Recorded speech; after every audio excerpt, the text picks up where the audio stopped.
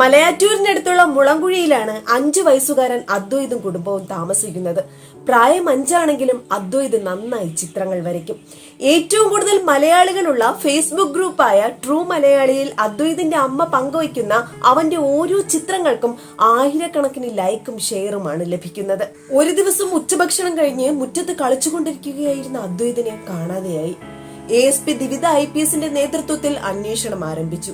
Local police അന്വേഷിക്കേണ്ടിയിരുന്ന ഈ case ASP നേരിട്ടെത്തി അന്വേഷിക്കാൻ കാരണം ഇതിന്റെ മാധ്യമ ശ്രദ്ധ തന്നെയാണ്. ഒരു സോഷ്യൽ മീഡിയ താരമായ അദ്വൈതിന്റെ തിരോധാനം മാധ്യമങ്ങളിൽ നിറഞ്ഞു നിന്നിരുന്നു.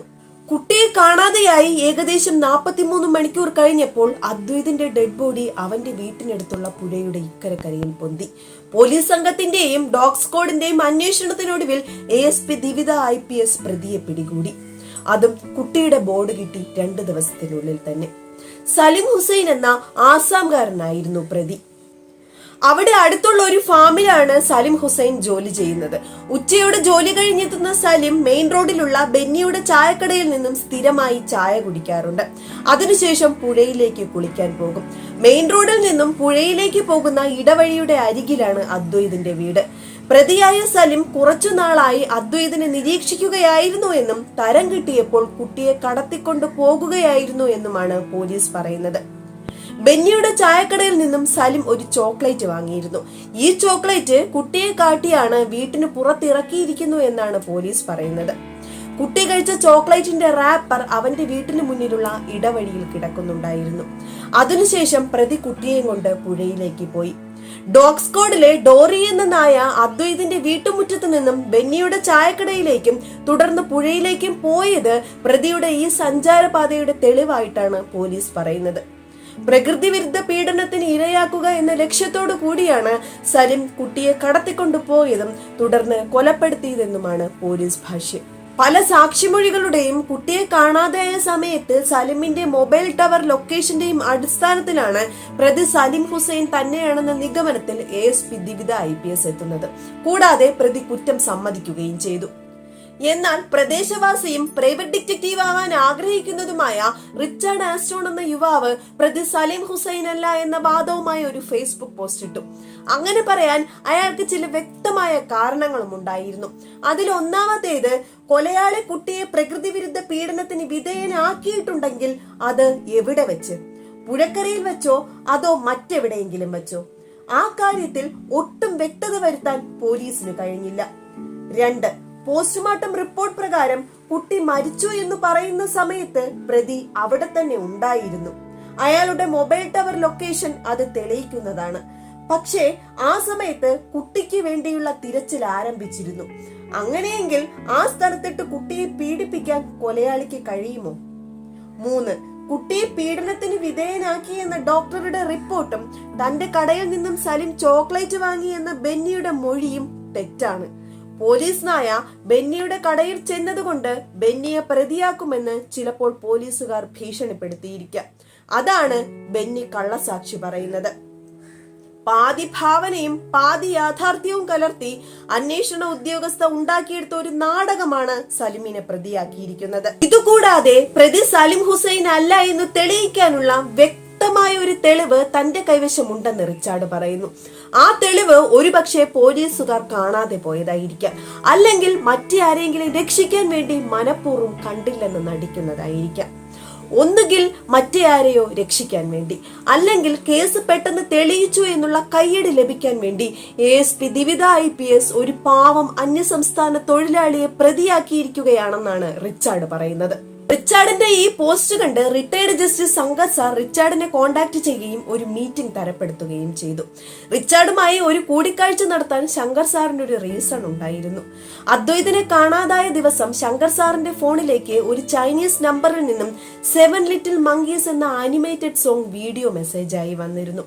കൂടാതെ കുട്ടിയുടെ ബോഡി കിട്ടിയ ദിവസവും ഒരു മെസ്സേജ് വന്നിരുന്നു. 7 എന്ന അക്കവും അതിനടുത്ത് ഒരു കുരങ്ങന്റെ ചിത്രവും അടങ്ങുന്ന ഫോട്ടോ മെസ്സേജ് ആയിരുന്നു അത്. അപ്പോഴാണ് റിച്ചാർഡ് ഒരു കാര്യം വെളിപ്പെടുത്തിയത്. മൃതദേഹം ഇൻക്വസ്റ്റ് ചെയ്യുന്ന സമയത്ത് താൻ അവിടെ ഉണ്ടായിരുന്നെന്നും കുട്ടിയുടെ മൃതദേഹത്തിന്റെ കുറച്ച് ഫോട്ടോകൾ താൻ എടുത്തിരുന്നെന്നും റിച്ചാർഡ് ശങ്കർ സാറിനോട് പറഞ്ഞു. കുട്ടിയുടെ കയ്യിൽ 7 എന്ന് എഴുതിയിട്ടുണ്ടായിരുന്നു. ആ 7ന്റെ അടുത്ത് ഒരു കുരങ്ങന്റെ ചിത്രവും വരച്ചിട്ടുണ്ടായിരുന്നു. ഈ ചിത്രത്തെ പറ്റി പോലീസ് അന്വേഷണത്തിൽ പറയുന്നത് ചിത്രകാരനായ അദ്വൈതിന് ഇങ്ങനെ കയ്യിലൊക്കെ വരച്ചു വെക്കുന്ന ശീലമുണ്ട് എന്ന് അവന്റെ അമ്മ പറഞ്ഞതായാണ്. കുട്ടിയുടെ മൃതദേഹം കുറഞ്ഞത് 40 മണിക്കൂറെങ്കിലും വെള്ളത്തിൽ കിടന്നിട്ടുണ്ടാകും. സാധാരണ മഷി കൊണ്ടാണ് ആ ചിത്രം വരച്ചിട്ടുണ്ടായിരുന്നതെങ്കിൽ അത്രയും സമയം കൊണ്ട് ഒന്നുകിൽ ആ ചിത്രം മാഞ്ഞു പോവുകയോ മങ്ങുകയോ ചെയ്യുമായിരുന്നു. എന്നാൽ ആ ചിത്രത്തിന് നല്ല വ്യക്തതയുണ്ടായിരുന്നു. റിച്ചാർഡ് അതിനെപ്പറ്റി അന്വേഷിച്ചപ്പോഴാണ് ഒരു കുപ്പിക്ക് 3500 രൂപ വിലയുള്ള ന്യൂഡിലേഡ് ബുള്ളറ്റ് പ്രൂഫ് മഷിയാണ് അതെന്ന് അറിയാൻ കഴിഞ്ഞത്. മാത്രവുമല്ല ആ സ്ഥലത്ത് അത് ഓൺലൈനായി മാത്രമേ ലഭിക്കുകയുള്ളൂ.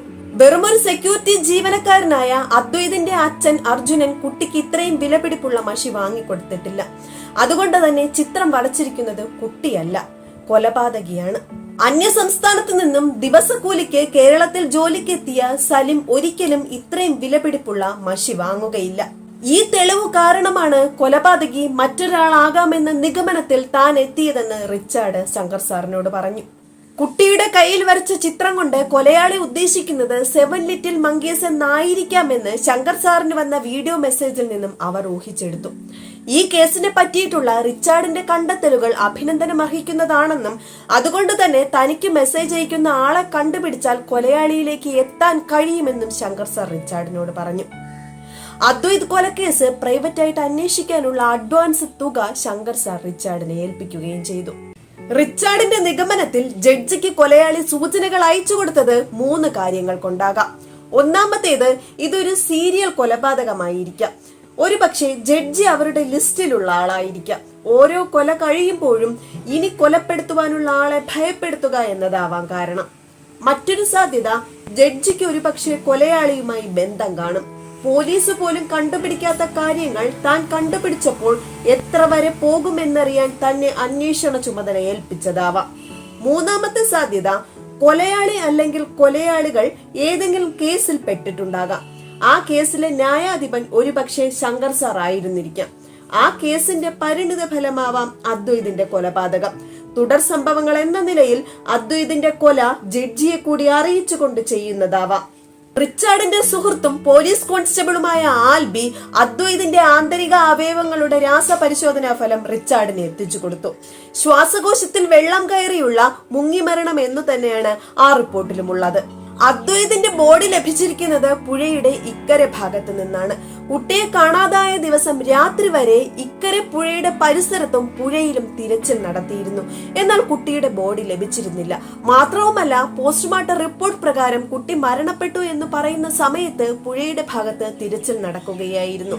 അതിനർത്ഥം അദ്വൈത് മരണപ്പെട്ടിരിക്കുന്നത് ആ പുഴയിൽ മുങ്ങിയിട്ടല്ല, മറ്റെവിടെയോ വെച്ച് മുക്കി കൊന്നതിനു ശേഷം അദ്വൈതിന്റെ ബോഡി ആൾതാമസമില്ലാത്ത പുഴയുടെ അക്കരെ ഭാഗത്ത് നിന്നും പുഴയിലേക്ക് വലിച്ചെറിയുകയായിരുന്നു. പിന്നീട് ഒഴുക്കിൽപ്പെട്ട ബോഡി പുഴയുടെ ഇക്കരെ ഭാഗത്ത് പൊന്തുകയായിരുന്നു. അന്വേഷണത്തിന്റെ ആദ്യപടി എന്നോണം റിച്ചാർഡ് ജില്ലാ കളക്ടർ നിഖിൽ കർത്തായുടെ സഹായത്തോടു കൂടി സൈബർ സെല്ലിൽ നിന്നും കുട്ടിയെ കാണാതായ 2 ദിവസങ്ങളിൽ പുഴയുടെ അക്കരയും ഇക്കരയും ഉണ്ടായിരുന്നവരുടെ നമ്പറുകൾ സംഘടിപ്പിച്ചു. കുട്ടിയെ കാണാതായ സമയത്ത് അവന്റെ വീട്ടുപരിസരത്തും അക്കരെ കടവിന്റെ ലൊക്കേഷനിലും ഒരേ ഒരു നമ്പറാണ് ആവർത്തിക്കപ്പെട്ടത്. ഒരു ബംഗാളിയുടെ പേരിലാണ് ആ സിം എടുത്തിട്ടുള്ളത്. റിച്ചാർഡ് ട്രൂ കോളറിൽ പരിശോധിച്ചപ്പോൾ ഗോസ്റ്റ് റൈറ്റർ എന്ന പേരിലാണ് ആ നമ്പർ സേവ് ചെയ്തിരിക്കുന്നത്. സംഭവത്തിന് ശേഷം ഈ നമ്പർ സ്വിച്ച് ഓഫ് ആണ്. ഈ ഗോസ്റ്റ് റൈറ്റർ ആരാണെന്ന് കണ്ടുപിടിക്കാൻ വേണ്ടിയിട്ട് റിച്ചാർഡ് തന്റെ ഫേക്ക് ഫേസ്ബുക്ക് ഐഡിയായ ഏജന്റ് റോമിയോ ആൽഫ വീണ്ടും ഉപയോഗിച്ചു. കുറ്റാന്വേഷകനായ ഡിറ്റക്റ്റീവ് ഏജന്റ് റോമിയോ തന്റെ ചില കേസ് ഫയലുകൾ ഒരു ഡിറ്റക്റ്റീവ് നോവലാക്കി പ്രസിദ്ധീകരിക്കുവാൻ ആഗ്രഹിക്കുന്നു. ഒരു ഡിറ്റക്റ്റീവായ തനിക്ക് ഒരു സാഹിത്യം എഴുതാനുള്ള ഭാഷ വശമില്ല. അതുകൊണ്ട് എഡിറ്റിംഗിൽ സഹായിക്കാനോ അല്ലെങ്കിൽ ഗോസ്റ്റ് റൈറ്റിംഗിന് താല്പര്യമുള്ള ആരെങ്കിലും ഉണ്ടെങ്കിൽ തന്നെ ബന്ധപ്പെടുക എന്നതായിരുന്നു ആ പോസ്റ്റ്. അനുകൂലമായി ഒരുപാട് പേർ പ്രതികരിച്ചെങ്കിലും ഒരേ ഒരാളാണ് ഇതിന് നെഗറ്റീവ് കമന്റ് ഇട്ടത്. റോക്കി ബോസ് എന്നായിരുന്നു ആ നെഗറ്റീവ് കമന്റ് ഇട്ട ആളുടെ profile name. Detective agent Romeo alpha ഒരു ഫേക്ക് അക്കൗണ്ട് ആണെന്നും ഏതെങ്കിലും യഥാർത്ഥ വ്യക്തി തന്റെ അക്കൗണ്ടിൽ നിന്നും പരസ്യമായി ഒരു ഗോസ്റ്റ് റൈറ്ററെ ആവശ്യമുണ്ടോ എന്ന് പോസ്റ്റ് ചെയ്യുമോ എന്നുമാണ് അയാൾ ചോദിച്ചിരിക്കുന്നത്. കൂടാതെ ഇത് തട്ടിപ്പാണെന്നും ആരും ഇതിൽ കൊണ്ടുപോയി തല വയ്ക്കരുതെന്നും അയാൾ എഴുതിയിരിക്കുന്നു. റോക്കി ബോസിന്റെ ഈ കമന്റിൽ നിന്നും റിച്ചാർഡിന് ഒരു ഹിന്റ് ലഭിച്ചു. റോക്കി ബോസ് എന്നയാൾ ഒരു ഗോസ്റ്റ് റൈറ്റർ ആയിട്ട് ആരെയോ പരിചയപ്പെട്ടിട്ടുണ്ട്. ഒരു ഡിറ്റക്റ്റീവ് ഒരു ഗോസ്റ്റ് റൈറ്ററെ അന്വേഷിക്കുന്നുണ്ടെന്ന് അറിഞ്ഞപ്പോൾ റോക്കി ബോസ് തീർത്തും അസ്വസ്ഥനായി. റിച്ചാർഡിന്റെ ഐഡിയും പോസ്റ്റും വ്യാജമാണെന്ന് റോക്കി ബോസ് വാദിക്കുന്നതിലൂടെ ഒരു കാര്യം വ്യക്തമാണ്. Rocky Bose detective agent Romeo ആൽഫയെ ഭയപ്പെടുന്നു. അദ്വൈതിന്റെ കൊലപാതകത്തെ പറ്റി റിച്ചാർഡ് ആദ്യമിട്ട പോസ്റ്റും ഒരു ഗോസ്റ്റ് റൈറ്ററെ ആവശ്യമുണ്ടെന്ന് പറഞ്ഞ് രണ്ടാമതിട്ട പോസ്റ്റും കൂട്ടി വായിച്ചപ്പോൾ റോക്കി ബോസ് തീർത്തും ഭയപ്പെട്ടു. അതിനർത്ഥം അദ്വൈതിന്റെ കൊലപാതകവുമായി റോക്കി ബോസ് എന്നയാൾക്ക്, അല്ലെങ്കിൽ റോക്കി ബോസ് എന്ന ഫേക്ക് ഐഡി ഉപയോഗിക്കുന്ന ആൾക്ക് ബന്ധമുണ്ടെന്നാണ്. ഈ സമയത്താണ് ശങ്കർ സാറിന്റെ ഫോണിലേക്ക് ഒരു ബെൽജിയം നമ്പറിൽ നിന്നും 6 ലിറ്റിൽ മങ്കീസ് എന്ന വീഡിയോ സോങ് മെസ്സേജായി വന്നു എന്നും പറഞ്ഞ് ശങ്കർ സാറ് റിച്ചാർഡിനെ വിളിക്കുന്നത്. ഈ മെസ്സേജ് വന്ന് പിറ്റേ ദിവസം രാവിലെ തന്നെ ഡിവൈഎസ്പി ഷാജന്റെ മകൻ 12 വയസ്സുകാരൻ മനുവിനെ കാണാനില്ല എന്ന വാർത്തയാണ് വരുന്നത്. അന്നേ ദിവസം രാത്രി ശങ്കർ സാറിന്റെ ഫോണിലേക്ക് മറ്റൊരു മെസ്സേജ് കൂടി വന്നു. കാണാതായ മനുവിന്റെ നെറ്റിയിൽ 6 എന്ന അക്കവും അതിനടുത്ത് ഒരു കുരങ്ങന്റെ ചിത്രവുമായിരുന്നു അത്. മനുവിന്റെ നെറ്റിയും പകുതി കണ്ണുകളും മാത്രമായിരുന്നു ആ ചിത്രത്തിൽ ഉണ്ടായിരുന്നത്. അദ്വൈതിനെ കാണാതായപ്പോൾ 7 ലിറ്റിൽ മങ്കീസ് എന്നായിരുന്ന റൈം മനുവിന്റെ കേസ് വന്നപ്പോൾ 6 ലിറ്റിൽ മങ്കീസ് എന്നായി. ഇതൊരു സീരിയൽ മർഡറിലേക്കാണ് വിരൽ ചൂണ്ടുന്നതെന്ന് റിച്ചാർഡ് സംശയിച്ചു. അതായത് 7 ലിറ്റിൽ മങ്കീസ് എന്നതുകൊണ്ട് കൊലയാളി ഉദ്ദേശിക്കുന്നത് മൊത്തം 7 പേർ കൊല ചെയ്യപ്പെടുമെന്നാണ്. റിച്ചാർഡിന്റെ സംശയം ശരിയായിരുന്നു.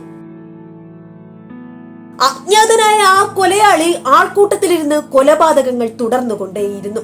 പോലീസിനെ പലവിധത്തിൽ കുഴപ്പത്തിലാക്കിയ ആ കൊലപാതകങ്ങളുടെ ചുരുളഴിക്കാൻ ഡിറ്റക്റ്റീവ് റിച്ചാർഡ് ആസ്റ്റോൺ നടത്തുന്ന ത്രില്ലിംഗ് ആയ അന്വേഷണ കഥ കേൾക്കാം വാക്ചാതുരിയിൽ. എല്ലാ പ്രിയപ്പെട്ടവർക്കും വാക്ചാതുരിയിലേക്ക് സ്വാഗതം. ഞാൻ ബിജി.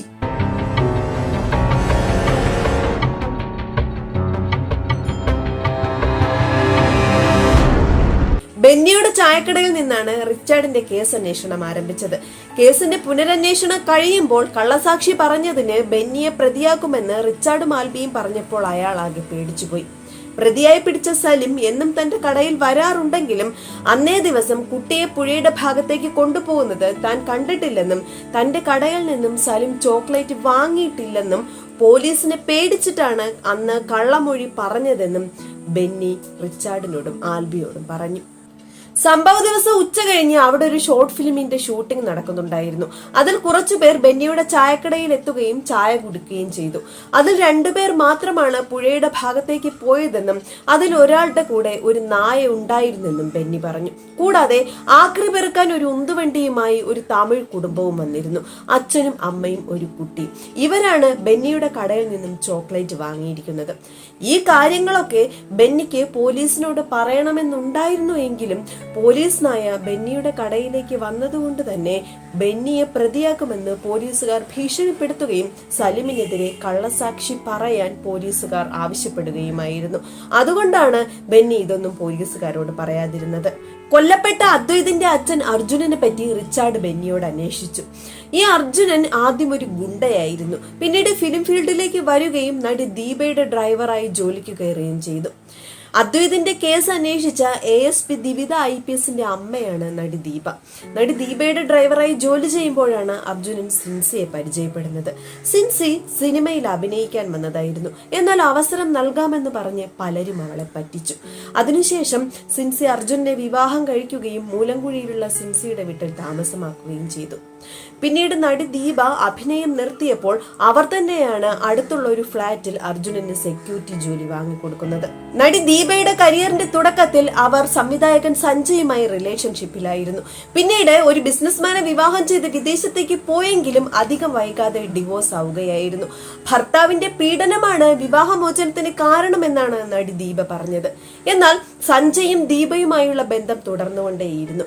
ഈ ബന്ധം സഞ്ജയിന്റെ ഭാര്യ അറിയുകയും അവരും ഡിവോഴ്സ് ആവുകയും ചെയ്തു. വിവാഹം കഴിച്ചിട്ടില്ലെങ്കിലും സഞ്ജയും ദീപയുമായുള്ള ബന്ധം ഇപ്പോഴും തുടർന്നുകൊണ്ടിരിക്കുകയാണ്. ദിവിത IPS സഞ്ജയിന്റെ മകളാണെന്ന് പറയുന്നവരുമുണ്ട്.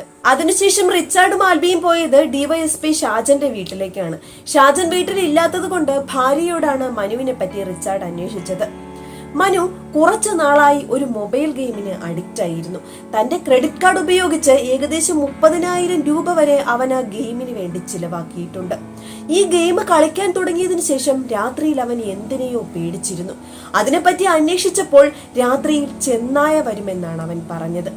കുട്ടിയെ കാണാതായ ദിവസം മുൻവശത്തെ വാതിൽ തുറന്നാണ് അവൻ പുറത്തേക്ക് പോയിട്ടുള്ളത്. മൊബൈൽ ഗെയിമിന് അഡിക്റ്റായ മനു ഫോണ് പോലും എടുക്കാതെയാണ് അന്ന് പോയിട്ടുള്ളത്. റിച്ചാർഡും ആൽബിയും മനുവിന്റെ വീട്ടിൽ പോയ അന്നേ ദിവസം രാത്രി തന്നെ മനുവിന്റെ മരണവാർത്ത എത്തി. ഷാജന്റെ വീട്ടിൽ നിന്നും അധികം അകലെയല്ലാത്ത ആൾപ്പാർപ്പില്ലാത്ത ഒരു കെട്ടിടത്തിന്റെ മുന്നിലുള്ള മരത്തിൽ തൂങ്ങി മരിച്ച നിലയിലായിരുന്നു മനുവിനെ കണ്ടെത്തിയത്. ഇതുകൂടാതെ മറ്റൊരു ഞെട്ടിക്കുന്ന സംഭവം നടന്നത് ASP ദിവിത IPS ബൈക്ക് അപകടത്തിൽ കൊല്ലപ്പെട്ടു എന്നതാണ്. ഈ സമയം തന്നെ ശങ്കർ സാറിന്റെ ഫോണിലേക്ക് പഴയ ലിറ്റിൽ മങ്കീസിന്റെ റൈം വീഡിയോ മെസ്സേജായി വരികയും ചെയ്തു. ഈ കൊലപാതകങ്ങളിൽ നിന്നും റിച്ചാർഡ് അനുമാനിച്ച ഒരു കാര്യം, കൊല്ലപ്പെട്ട അദ്വൈതിനോടോ മനുവിനോടോ ദിവിതയോടോ ആയിരിക്കില്ല കൊലപാതകിക്ക് പകയുള്ളത്, അവരുടെ പാരന്റ്സിനോടായിരിക്കാം.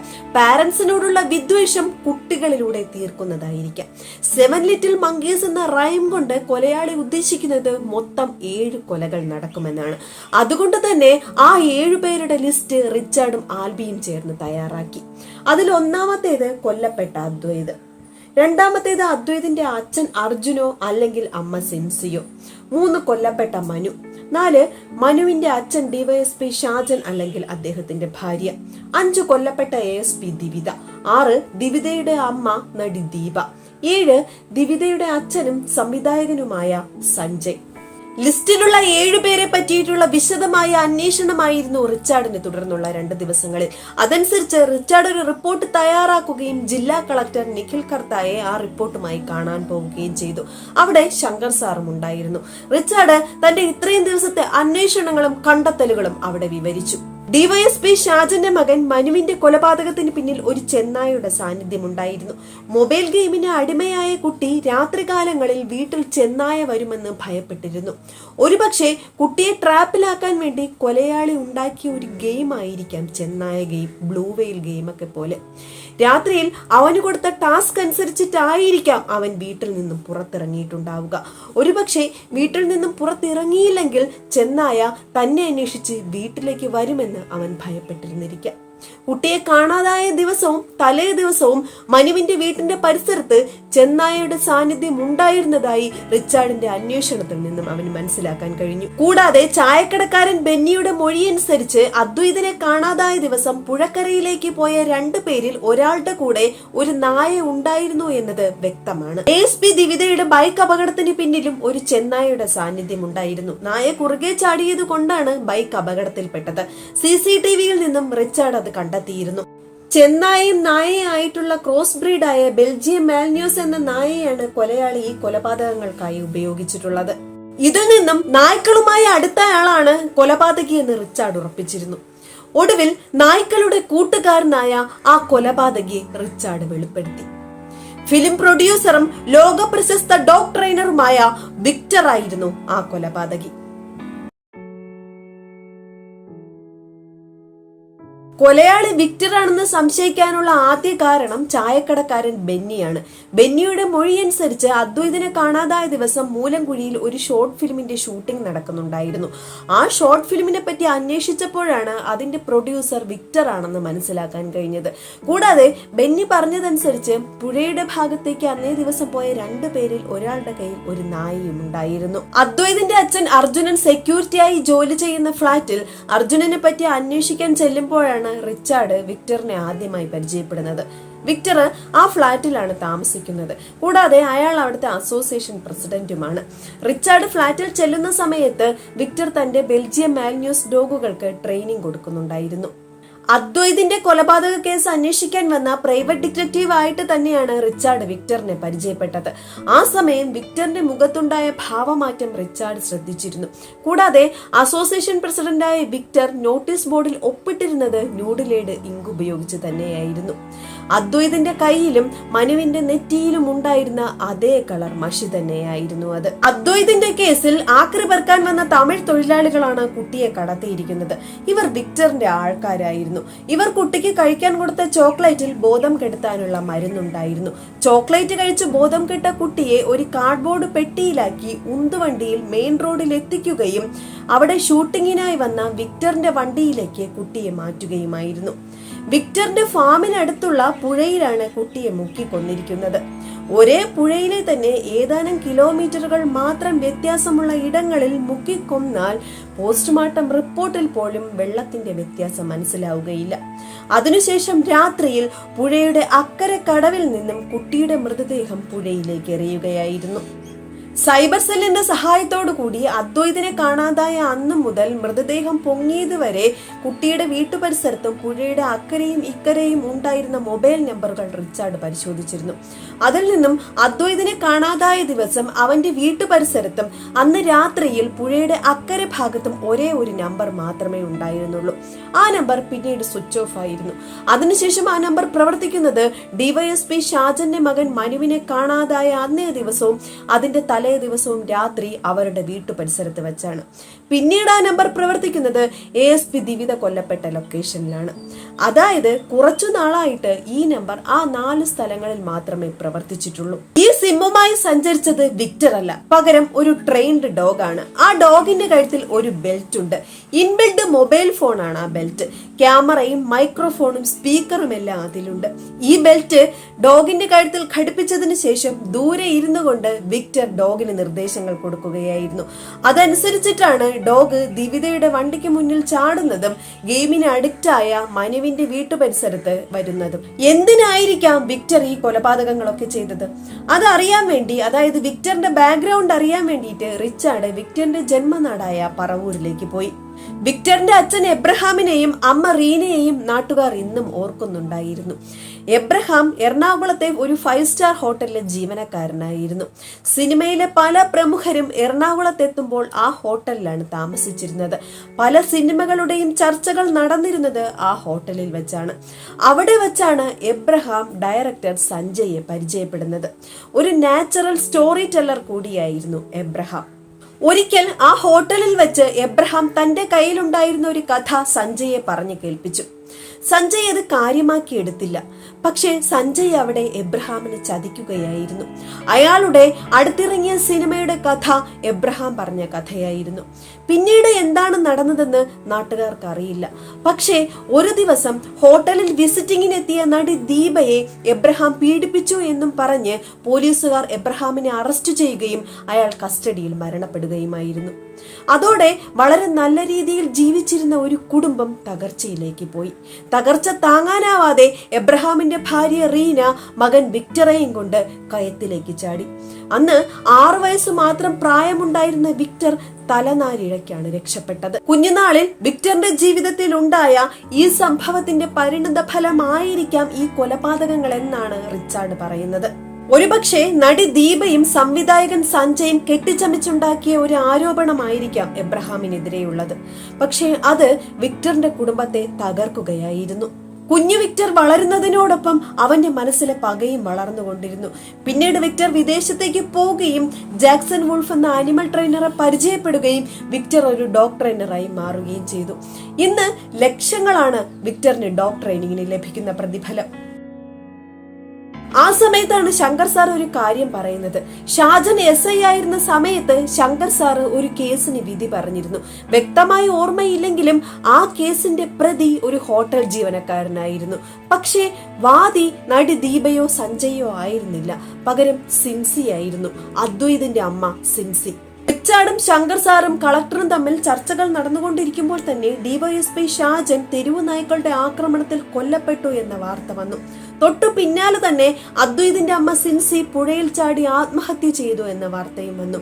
ആ സമയം തന്നെ ശങ്കർ സാറിന്റെ ഫോണിലേക്ക് 2 more monkeys എന്ന റൈം വീഡിയോ മെസ്സേജായി വന്നു.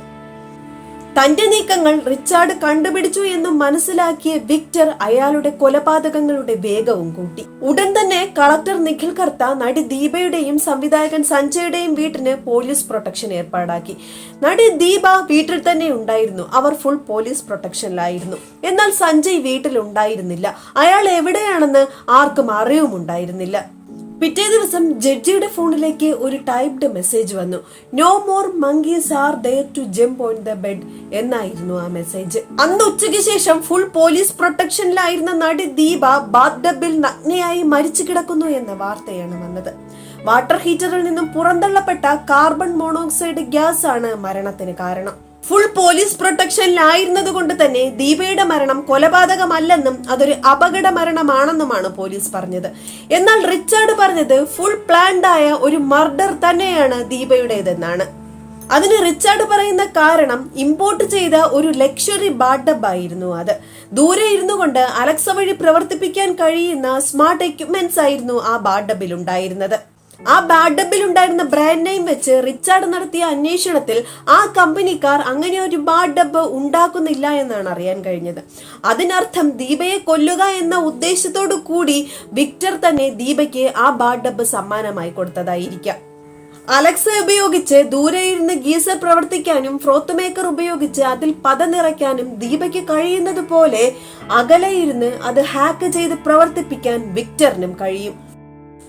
ബാഡബിന് താഴെയുള്ള ചെറിയ വാൽവ് അലക്സ വഴി പ്രവർത്തിപ്പിച്ച് ഗീസർ കാർബൺ മോണോക്സൈഡ് ഉൽപ്പാദിപ്പിച്ച് ദീപയെ കൊലപ്പെടുത്തിയിരിക്കുകയാണ്. ഇതെല്ലാം സത്യങ്ങളാണ്.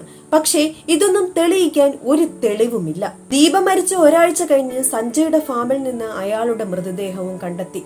സൈനൈഡ് കലർത്തിയ വൈൻ കഴിച്ച് ആത്മഹത്യ ചെയ്യുകയായിരുന്നു. ഒരു ആത്മഹത്യാ കുറിപ്പും ഉണ്ടായിരുന്നു. ഒരുപാട് പേരുടെ കഥകൾ മോഷ്ടിച്ച് കെട്ടിപ്പടുത്ത കരിയർ ഇന്നെനിക്ക് ബാധ്യതയാണ്. അപകർഷതാബോധം മൂലം ഭൂമിയോളം താഴ്ന്നു. ഇനി വയ്യ. Good bye. അഴുകി ജീർണിച്ച നിലയിലായിരുന്നു സഞ്ജയിന്റെ മൃതദേഹം. അതായത് ഒരാഴ്ച മുമ്പ് ദീപ കൊല്ലപ്പെട്ട അന്നേ ദിവസം തന്നെയാണ് സഞ്ജയും മരണപ്പെട്ടിരിക്കുന്നത്. അതുകൊണ്ട് തന്നെയാണ് അന്നേ ദിവസം ശങ്കർ സാറിന്റെ ഫോണിലേക്ക് നോ മോർ മങ്കീസ് എന്ന മെസ്സേജ് വന്നത്. ഇവിടെയും റിച്ചാർഡിന് തന്റേതായ കണ്ടെത്തലുകളുണ്ട്. റോക്കി ഭായ് എന്ന ഗോസ്റ്റ് റൈറ്റർ വിക്ടർ തന്നെയാണെന്നാണ് റിച്ചാർഡ് പറയുന്നത്. കാരണം മറ്റുള്ളവരുടെ കഥകൾ മോഷ്ടിച്ച് സിനിമയാക്കുന്ന ഒരു പതിവ് സഞ്ജയിനുണ്ടായിരുന്നു. അതുകൊണ്ട് തന്നെ സഞ്ജയിന്റെ അടുത്തേക്ക് എത്താനുള്ള ഏറ്റവും നല്ല മാർഗം ഒരു റൈറ്ററുടെ വേഷം തന്നെയാണ്. അതിനാലാണ് വിക്ടർ റോക്കി ഭായ് എന്ന പേരും ഗോസ്റ്റ് റൈറ്റർ എന്ന വേഷവും തിരഞ്ഞെടുത്തത്. സഞ്ജയ് റോക്കി ഭായിയെ നേരിട്ട് കണ്ടിട്ടില്ല. ഫോണിലൂടെയുള്ള ബന്ധം മാത്രമേ അവർക്കുള്ളൂ. ഒരിക്കൽ റിച്ചാർഡ് റോക്കി ഭായ് എന്ന പേരിൽ സഞ്ജയെ വിളിച്ചിരുന്നു. അന്ന് സഞ്ജയ് പറഞ്ഞ മറുപടി റോക്കി ഭായിയുടെ വിളിക്കായി താൻ കാത്തിരിക്കുകയായിരുന്നു എന്നും റോക്കി ഭായിയുടെ തോട്ട് തനിക്ക് ഇഷ്ടപ്പെട്ടു എന്നും കഥ കേൾക്കാൻ താൻ തയ്യാറാണെന്നും സമയം കിട്ടുമ്പോൾ അറിയിച്ചാൽ മതിയെന്നുമാണ്. അതനുസരിച്ച് കഥ കേൾക്കാൻ സഞ്ജയ് റോക്കി ഭായിയെ തന്റെ ഫാമിലേക്ക് ക്ഷണിച്ചു. പൂർണ്ണമായും തന്റെ നിയന്ത്രണത്തിലുള്ള ഒരു സ്ഥലത്തിരുന്ന് കഥ കേൾക്കുന്നതാണ് സഞ്ജയ്ക്ക് പതിവ്. സിനിമാ ചർച്ചയുള്ളപ്പോൾ ഒരാഴ്ചയോ അല്ലെങ്കിൽ അതിൽ കൂടുതൽ സമയമോ സഞ്ജയ് ഫാമിൽ തങ്ങാറുണ്ടെന്ന് അവിടുത്തെ വേലക്കാർ പറഞ്ഞു. ആ സമയം മുഴുവൻ വേലക്കാർക്ക് അവധിയായിരിക്കും. കഥ പറയാൻ ഫാമിലെത്തിയ വിക്ടർ സഞ്ജയിന് വൈനിൽ സൈനൈഡ് കലർത്തി കൊലപ്പെടുത്തുകയായിരുന്നു. കൊലപാതകിയെ കണ്ടുപിടിക്കുക എന്ന റിച്ചാർഡിന്റെ ജോലി വളരെ ഭംഗിയായി തന്നെ ചെയ്തതിന് കളക്ടറും ശങ്കർ സാറും അവനെ അഭിനന്ദിച്ചു. എന്നാൽ ഒരു തെളിവ് പോലും ബാക്കി വയ്ക്കാതെ കൊലകൾ നടത്തിയ വിക്ടറിനെ അറസ്റ്റ് ചെയ്യാൻ കഴിയാത്തത് കൊണ്ട് അവർ 3 പേർക്കും സങ്കടമുണ്ടായിരുന്നു. എങ്കിലും നിരപരാധിയായ ഒരു അതിഥി തൊഴിലാളിയെ കൊലക്കയറിൽ നിന്നും രക്ഷിക്കാൻ പറ്റിയതിൽ അവർക്ക് സന്തോഷമുണ്ടായി. കേസ് അന്വേഷണം കഴിഞ്ഞ് 1 മാസത്തിന് ശേഷം റിച്ചാർഡിന് ഒരു പാഴ്സൽ വന്നു. ബെൽജിയം മാന്യൂസിന്റെ ഒരു പപ്പിയായിരുന്നു ആ പാഴ്സലിൽ ഉണ്ടായിരുന്നത്. അതിലൊരു കുറിപ്പും ഉണ്ടായിരുന്നു. If they call you monkey when you are child, show dum what is A monkey when you grow up എന്നായിരുന്നു ആ കുറിപ്പിലുണ്ടായിരുന്നത്. നിങ്ങൾ കുട്ടിയായിരിക്കുമ്പോൾ അവർ നിങ്ങളെ കുരങ്ങൻ എന്ന് വിളിച്ചിട്ടുണ്ടെങ്കിൽ നിങ്ങൾ വലുതാകുമ്പോൾ ഒരു കുരങ്ങൻ എന്താണെന്ന് അവർക്ക് കാണിച്ചു കൊടുക്കുക.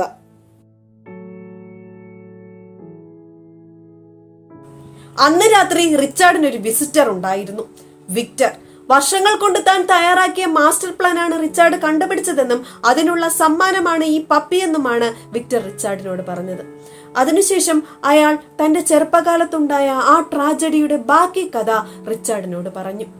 നടി ദീപയെ പീഡിപ്പിച്ച കേസിൽ എബ്രഹാമിനെ പോലീസ് അറസ്റ്റ് ചെയ്ത സംഭവത്തിലെ പരാതിക്കാരി സിൻസിയായിരുന്നു അദ്വൈതിന്റെ അമ്മ. അന്ന് നടി ദീപയുടെ അസിസ്റ്റന്റ് ആയിട്ട് ജോലി ചെയ്യുകയായിരുന്നു സിൻസി. അതുകൊണ്ട് തന്നെ എബ്രഹാമിനെതിരായ പരാതി പിൻവലിക്കണമെന്ന് അപേക്ഷിക്കാൻ വിക്ടറിന്റെ അമ്മ റീനയും കൂടി സിൻസിയെ കാണാൻ ചെന്നു. ദീപയെ കാണിക്കാമെന്ന് പറഞ്ഞ് വിക്ടറിന്റെ അമ്മ റീനയെ സിൻസി കൊണ്ടുപോയത് സഞ്ജയിന്റെ മുറിയിലേക്കായിരുന്നു. വിക്ടറിനെ സിൻസിയുടെ മുറിയിൽ പൂട്ടിയിട്ടു. വിശന്നും ഭയന്നും ഇരുന്ന വിക്ടറിന് കുറച്ചു മിഠായികൾ സിൻസി മുകളിൽ കെട്ടിത്തൂക്കിയിട്ട് കൊടുത്തു. എന്നിട്ട് little monkey jump and eat എന്ന റൈമും ചൊല്ലിക്കൊണ്ടേയിരുന്നു. സിൻസി ഈ റൈം പാടിയാണ് പാവം കുഞ്ഞു വിക്ടറെ ഉപദ്രവിച്ചിരുന്നത്. അതുകൊണ്ട് തന്നെയാണ് വിക്ടർ ലിറ്റിൽ മങ്കീസിന്റെ റൈം തന്റെ കൊലകളുടെ സൂചനയ്ക്കായി തിരഞ്ഞെടുത്തത്. അതുതന്നെയാണ് വിക്ടർ റിച്ചാർഡിന് കൊടുത്ത പാഴ്സലിൽ എഴുതിയ കുറിപ്പിലുണ്ടായിരുന്നത്. നിങ്ങൾ കുട്ടിയായിരിക്കുമ്പോൾ അവർ നിങ്ങളെ കുരങ്ങനെന്ന് വിളിച്ചിട്ടുണ്ടെങ്കിൽ നിങ്ങൾ വലുതാകുമ്പോൾ ഒരു കുരങ്ങൻ എന്താണെന്ന് നിങ്ങൾ അവർക്ക് കാണിച്ചു കൊടുക്കുക. സഞ്ജയിന്റെ മുറിയിൽ നിന്ന് എല്ലാം തകർന്ന അപമാനിതയായി ഇറങ്ങി വരുന്ന അമ്മയെ വിക്ടർ വേദനയോടെ ഓർത്തു. വിചാരണ തടവുകാരനായിരിക്കെ എബ്രഹാം കൊല്ലപ്പെടുമ്പോൾ ഷാജനായിരുന്നു SI. പട്ടിയെ തല്ലുന്നത് പോലെയാണ് ഷാജൻ എബ്രഹാമിനെ തല്ലിക്കൊന്നത്. തന്റെ കഥ മോഷ്ടിച്ചത് ചോദിക്കാൻ ചെന്ന എബ്രഹാമിനെ നശിപ്പിക്കുന്നതിന് വേണ്ടിയിട്ടായിരുന്നു സഞ്ജയും കൂട്ടരും ചേർന്ന് ഒരു കള്ളക്കേസ് ഉണ്ടാക്കിയതും എബ്രഹാമിനും കുടുംബത്തോടും ഇത്ര ക്രൂരമായിട്ട് പെരുമാറിയതും. പിന്നീട് വിക്ടറിന്റെ അമ്മ വിക്ടറിനെയും കൊണ്ട് കയത്തിലേക്ക് ചാടുകയായിരുന്നു. 6 വയസ്സ് മാത്രമുണ്ടായിരുന്ന താൻ തലനാരിഴയ്ക്കാണെന്ന് രക്ഷപ്പെട്ടത്. വിക്ടർ ഈ കഥ റിച്ചാർഡിനോട് പറയുമ്പോൾ അയാളുടെ കണ്ണുകൾ നിറഞ്ഞൊഴുകുന്നുണ്ടായിരുന്നു. അദ്വൈതും മനുവും ദിവിതയും നിരപരാധികളായിരുന്നു. നിരപരാധികളായ 3 പേരെ തനിക്ക് കൊല്ലേണ്ടി വന്നു. ശത്രുക്കളെ വേർപാടിന്റെ വേദന അറിയിക്കാൻ വേണ്ടിയിട്ടായിരുന്നു ആ കൊലപാതകങ്ങൾ നടത്തിയത്. അതിൽ തനിക്ക് കുറ്റബോധമുണ്ടെന്നും പറഞ്ഞ് വിക്ടർ ഇരുളിലേക്ക് മറഞ്ഞു. 7 ലിറ്റിൽ മങ്കീസിനെ മുൻനിർത്തി ഡോഗ് ട്രെയിനറായ വിക്ടർ നടത്തുന്ന കൊലപാതകങ്ങളുടെ ചുരുളഴിക്കാൻ ഡിറ്റക്റ്റീവ് റിച്ചാർഡ് ആസ്റ്റോൺ നടത്തുന്ന ത്രില്ലിംഗ് ആയ അന്വേഷണ യാത്രയുള്ളത് ശ്രീ VB ജോണിന്റെ 7 ലിറ്റിൽ മങ്കീസ് എന്ന പുസ്തകത്തിലാണ്. ഒരിക്കലും പുസ്തകം വായിച്ച അനുഭവം ഈ കഥാവതരണത്തിലൂടെ കിട്ടിയിട്ടില്ല എന്നറിയാം. എങ്കിലും കഥ ഇഷ്ടപ്പെട്ടാൽ എല്ലാവരും ഒന്ന് ഷെയർ ചെയ്തേക്കണേ. DC ബുക്സിൽ 7 ലിറ്റിൽ മങ്കീസ് എന്ന പുസ്തകം ലഭിക്കുന്നതാണ്. എല്ലാവരും വായിക്കുക, കമന്റ് പറയുക. അടുത്ത കഥയുമായി വരുന്നത് വരെ നന്ദി.